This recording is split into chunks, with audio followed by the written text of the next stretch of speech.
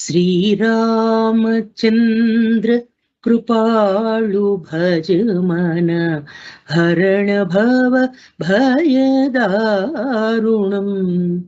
नवकञ्जलोचन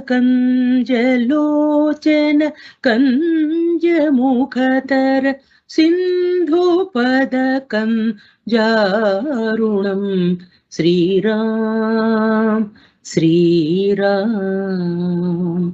ఆహా, మానవ సంబంధాల గొప్పదనాన్ని వివరించేటువంటి విశేషమైనటువంటి రామకథను, ఆ రామనామాన్ని తెలుసుకుని చరితార్థులమవుదాం. రామాయణం ఎందుకు గొప్ప కావ్యం? ఈ కథ మానవ హృదయాల నుండి ఎప్పటికీ కూడా చెరిగిపోదు.